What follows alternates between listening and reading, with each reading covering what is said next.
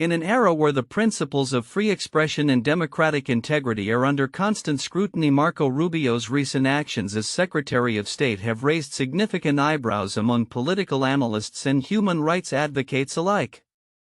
Once a staunch defender of democratic freedoms, Rubio now finds himself at the center of a growing controversy regarding his handling of immigration policy, particularly as it pertains to individuals who have been vocal in their dissent against the government.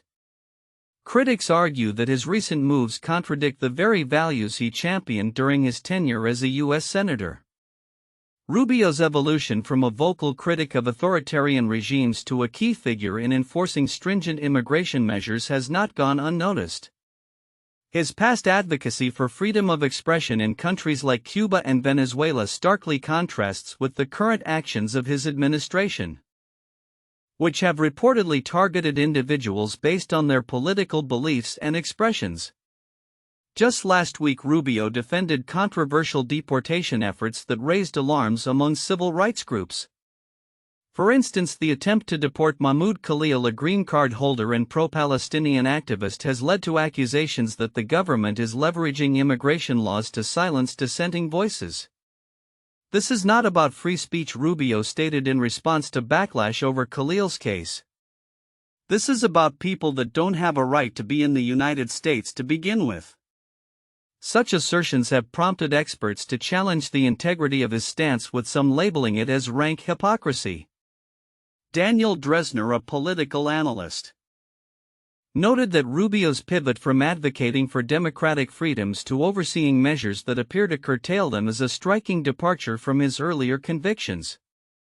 Critics argue that this dissonance undermines Rubio's credibility on the international stage, particularly regarding his ability to call out repressive regimes while simultaneously implementing policies that echo similar authoritarian tactics.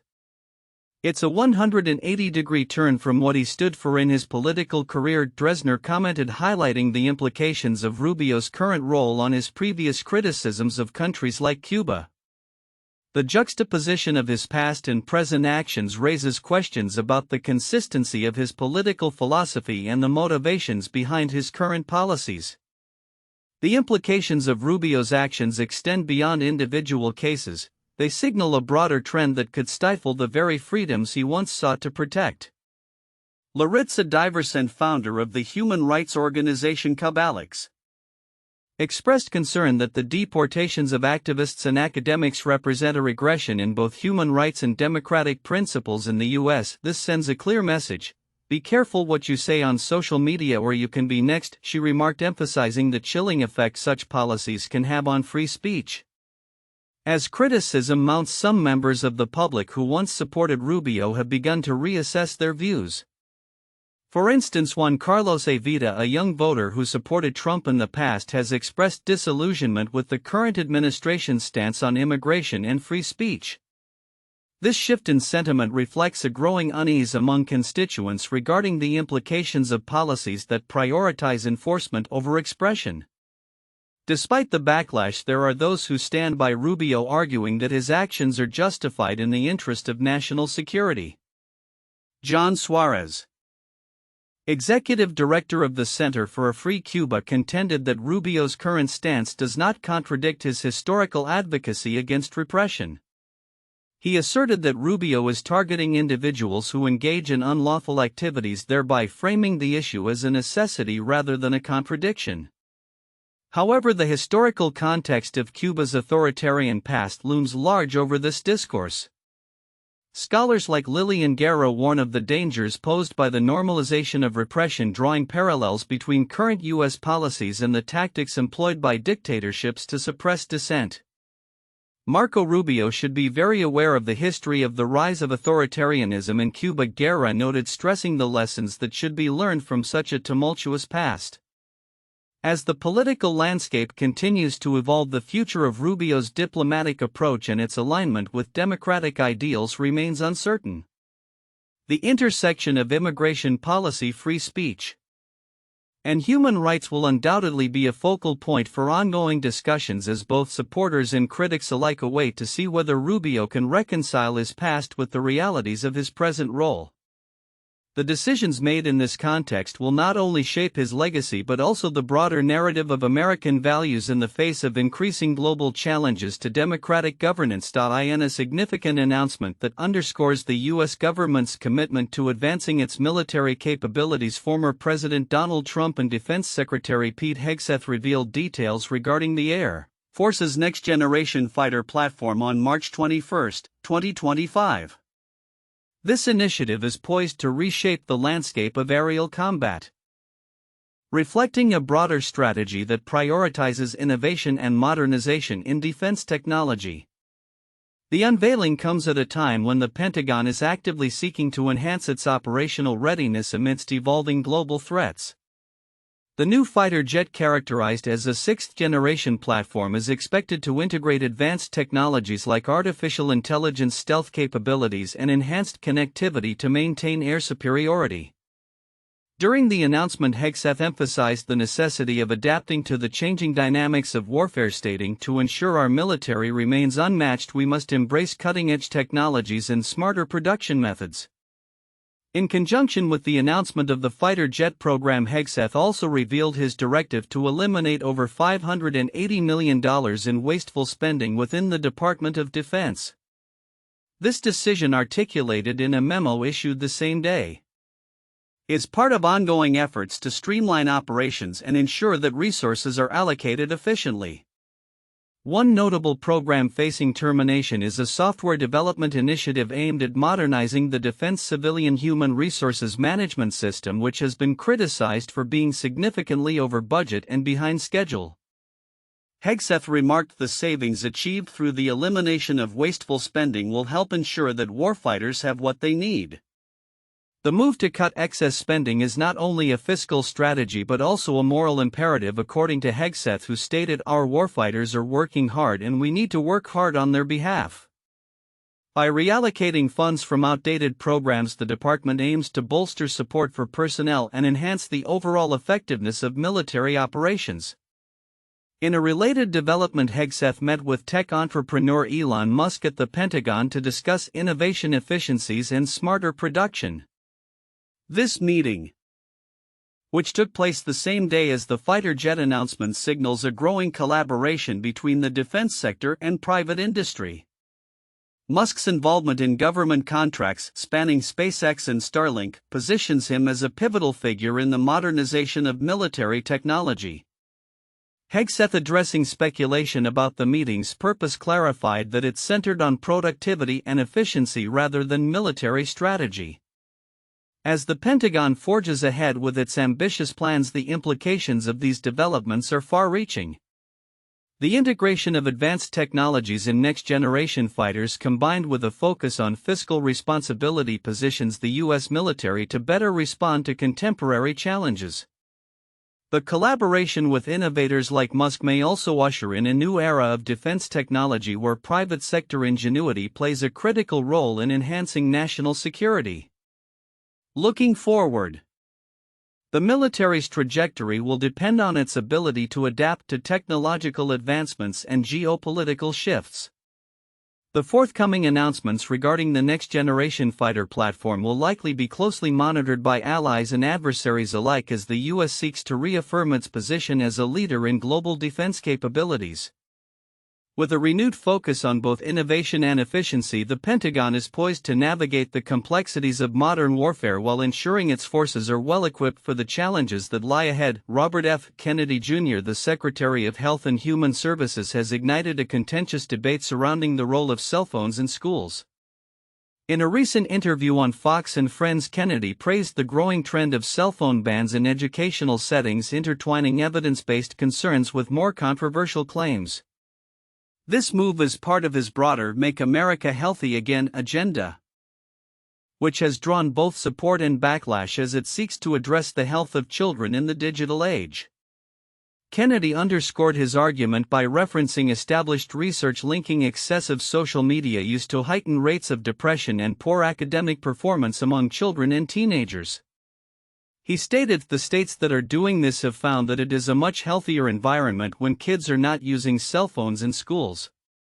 However, his assertions took a more dubious turn when he suggested that cell phones emit electromagnetic radiation capable of causing neurological damage and even cancer. This claim, however, stands in stark contrast to the prevailing scientific consensus, which has found no credible evidence linking cell phone use to cancer or DNA damage. Experts have consistently highlighted that while the mental health ramifications of social media use are significant, the fear of cancer from cell phone radiation remains unfounded. Gerald Bushberg, a clinical professor of radiation oncology at the University of California, Davis, stated research thus far has been very reassuring about cell phone safety. He emphasized that while low-quality studies have emerged, they often lack the rigor required to substantiate claims of health risks associated with cell phone use. Kennedy's comments reflect a broader societal concern transcending party lines about the impact of technology on youth. Bipartisan support for cell phone restrictions in schools has been evident, with several states enacting legislation to limit or eliminate phone use in classrooms. Annette Campbell Anderson, deputy director at the Johns Hopkins Center for Safe and Healthy Schools, noted, "There's a lot of concern about kids and cell phones," highlighting the collective anxiety surrounding the issue. Despite the apparent consensus on the need for regulations, the specific nature of these rules remains contentious. Critics argue that blanket bans could impede children's ability to communicate in emergencies or access information. Kennedy himself previously expressed a more nuanced view, suggesting that decisions regarding cell phone use should ultimately rest with parents and educators rather than government mandates. The implications of Kennedy's stance extend beyond the educational sphere. As he attempts to navigate the complexities of public health policy, his mixed messaging, promoting scientifically backed concerns while propagating unsubstantiated claims, raises questions about the reliability of his leadership at the Department of Health and Human Services. Critics have noted that his approach mirrors previous patterns in which factual evidence is selectively combined with misinformation, complicating public understanding and trust. As schools across the nation grapple with the challenges posed by technology in the classroom, the debate surrounding cell phone use will likely continue to evolve. While Kennedy's advocacy for cell phone restrictions resonates with many concerned about youth mental health, the scientific community remains cautious about endorsing claims that lack robust evidence. Moving forward, the need for balanced evidence-based discussions will be essential in shaping effective policies that safeguard children's health while respecting their rights to communication and access to information in an increasingly digital world. In a move that has raised significant concerns among legal scholars and practitioners, President Donald Trump has intensified his attacks on the legal profession, specifically targeting law firms involved in lawsuits against his administration. A memo issued on Friday directs Attorney General Pam Bondi to identify and report frivolous lawsuits, with the potential for punitive executive actions against the firms associated with these cases. This directive marks a notable escalation in the ongoing conflict between the Trump administration and the legal community, reflecting broader tensions within American politics. The memo instructs Bondi to flag law firms connected to lawsuits deemed frivolous, allowing the administration to consider actions such as revoking security clearances and reviewing government contracts, critical revenue streams for these firms. This directive follows a pattern established by Trump, who has previously sought to undermine legal entities linked to investigations against him, including the revocation of security clearances for employees at prominent firms such as Paul Weiss and Perkins Coie. Trump's recent interactions with Paul Weiss illustrate the complex relationship he maintains with the legal industry. Despite announcing plans to withdraw an executive order targeting the firm after they reportedly agreed to avoid certain diversity, equity, and inclusion (DEI) policies, discrepancies emerged regarding the actual terms of the agreement. These inconsistencies highlight the contentious environment in which legal firms must navigate their relationships with the current administration. Critics of Trump's approach, including legal professionals and scholars, have voiced alarm over what they perceive as an unprecedented assault on the integrity of the legal system. Trump pushes the limits of everything, said Nima Rahmani, a former federal prosecutor, emphasizing the pressure he exerts on the legal industry to comply with his demands. This pressure has been palpable as evidenced by recent resignations from law firms where attorneys have expressed dissatisfaction with the profession's response to the administration's tactics. The memo itself outlines a vision for accountability, asserting that attorneys engaging in misconduct that endangers national security or undermines public safety must be held responsible, citing examples of alleged unethical behavior. The memo broadens the scope of potential administrative actions against attorneys in firms involved in litigation against the federal government. It references violations of Federal Rule of Civil Procedure 11, which prohibits attorneys from submitting filings for improper purposes or without a legitimate legal basis. This legal framework is intended to reinforce the expectation that attorneys maintain a commitment to the rule of law. In a related development, Attorney General Bondi has also taken a hard stance against vandalism targeting Tesla properties, labeling recent attacks as domestic terrorism. This rhetoric underscores the administration's efforts to frame its responses to dissent as part of a larger narrative of maintaining law and order. The charges against 3 individuals accused of vandalizing Tesla vehicles and charging stations demonstrate a willingness to pursue severe penalties, potentially up to 20 years in prison. This aggressive stance is part of a broader strategy to align with the interests of high-profile supporters like Elon Musk, who has faced backlash for his involvement with the Trump administration.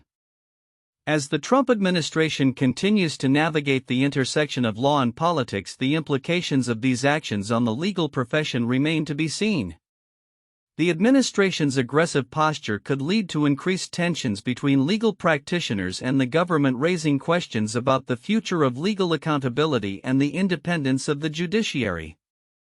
As the landscape evolves, it will be crucial to monitor how these developments unfold and their potential long-term impacts on the legal and political arenas in the United States. In a thought-provoking address at the Economic Club of New York, U.S. Treasury Secretary Scott Bessent challenged the prevailing narrative surrounding the American dream, arguing that it encompasses far more than mere access to inexpensive consumer goods.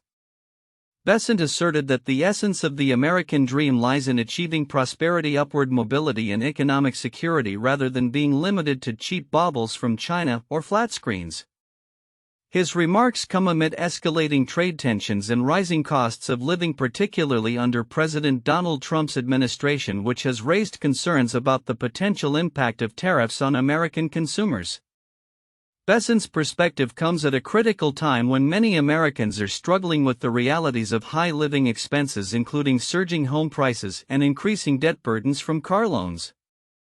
During his March 6 speech, he emphasized the importance of financial security over the allure of low-cost imports. Access to cheap goods is not the essence of the American dream, Bessent stated, advocating for a broader definition that includes the ability for families to afford homes and ensure a better future for their children.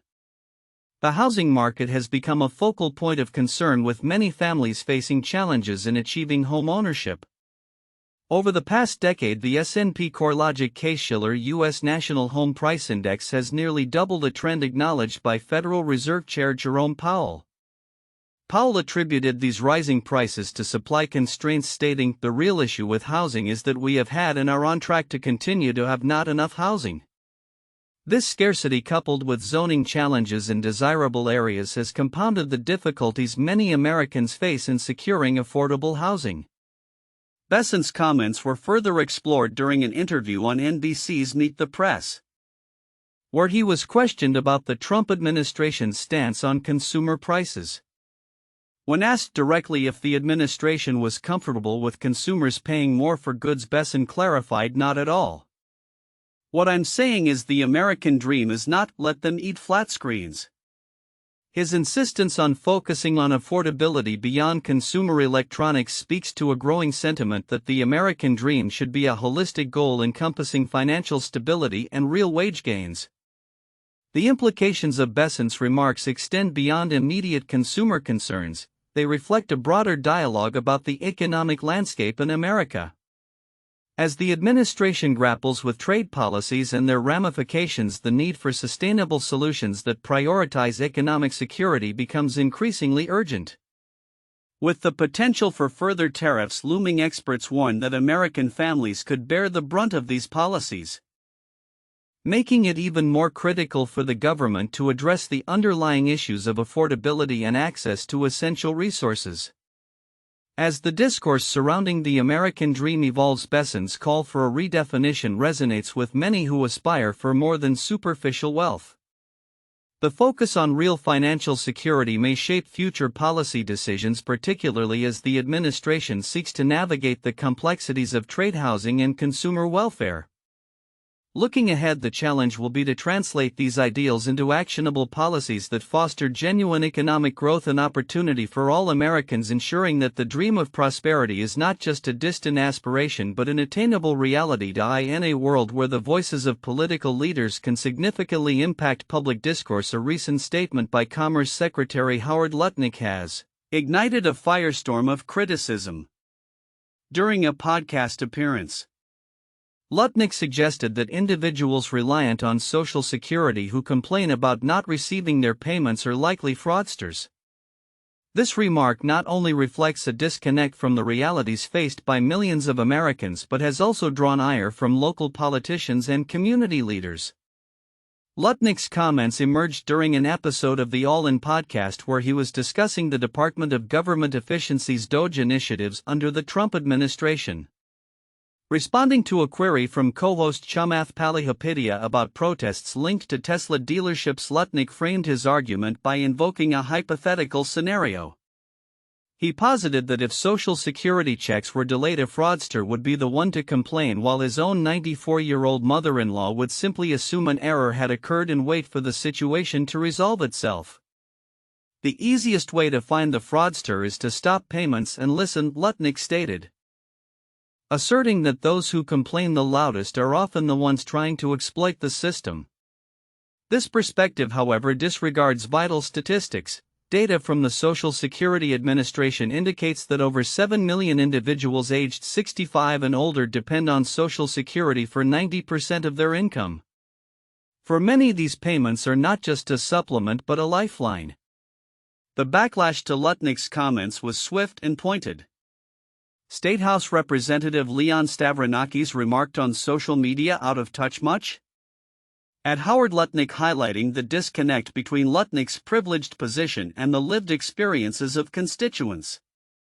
Congressman James Clyburn also weighed in, emphasizing that the billionaires in the Trump administration have no idea what it's like to rely on Social Security earned through a lifetime of hard, honest work. In light of these comments, Clyburn has scheduled a virtual town hall on March 26 featuring former Maryland Governor Martin O'Malley to discuss the potential threats to Social Security and Medicaid posed by the Trump administration and DOGE. This event underscores the larger context in which Lutnick's remarks resonate, one where Social Security is under scrutiny amid broader debates about fiscal responsibility and government efficiency. Adding to the complexity of the situation, a federal judge recently issued a temporary injunction preventing Musk and the DOGE team from accessing sensitive personal data from the SSA. This ruling came in response to a lawsuit filed by several labor unions and advocacy groups, further complicating an already contentious discourse around government oversight and individual rights. As Lutnick's comments continue to reverberate through political circles, they serve as a stark reminder of the widening chasm between the affluent and those struggling to make ends meet. The implications of this dialogue extend beyond mere words. They touch upon the very fabric of social safety nets that many Americans depend on for their survival. Looking ahead, the fallout from this incident may shift public perception and influence policy discussions regarding Social Security and other welfare programs. As local leaders rally to defend the rights of their constituents, it will be crucial to observe how this dynamic plays out in the larger political arena. The response from the Biden administration and the ongoing public discourse around the role of government in safeguarding social programs will likely shape future legislative agendas and electoral outcomes.